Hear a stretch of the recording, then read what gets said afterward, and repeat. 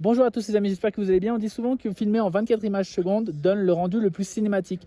Mais ce n'est pas forcément vrai parce que je vais vous montrer tout simplement. Le rendu cinématique, normalement, c'est d'avoir le shutter speed déjà le double de ce qu'on a. Donc il y a 50, à 1 cinquantième.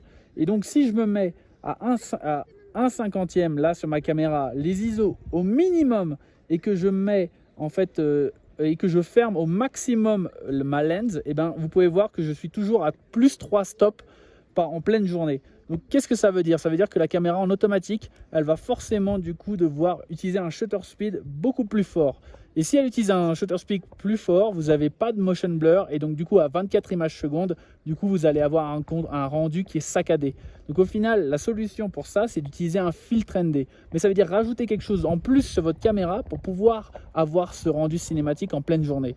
Donc la solution, c'est simple, c'est soit vous filmez donc à 24 images secondes mais avec un filtre ND, et ça veut dire aussi devoir gérer votre filtre ND, gérer votre exposition. Si vous faites des photos, vous n'avez peut-être pas envie d'avoir un filtre ND, donc il faut le retirer, donc c'est une galère. Ou alors vous pouvez du coup filmer à 60 images secondes. Alors 60 images secondes, ça va changer votre rendu. Par contre, du coup, votre shutter speed va passer à 100, donc à 120, puisqu'on va doubler, donc là 125. Et là, comme vous pouvez le voir, déjà, on a un rendu beaucoup bien meilleur. Donc en gros, on aura un shutter speed qui sera le double de notre framerate et qui va avoir une exposition. Là, en gros, en vrai, pour être à l'exposition qu'il faudrait que je sois à 200, 1 200e.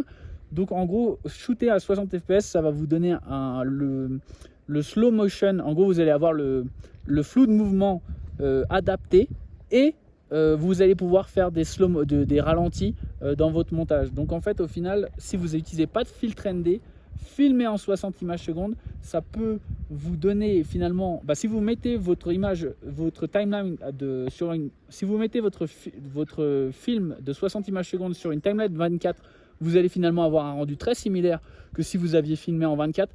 Et en plus, vous allez pouvoir faire des slow motion. Alors évidemment, le mieux, c'est d'avoir un filtre ND. Mais si vous n'avez pas de filtre ND, vraiment, filmer en 60, ça vous donnera un meilleur résultat. Ça ne vaut pas le coup de filmer en 24 si vous n'avez pas de filtre ND. Voilà.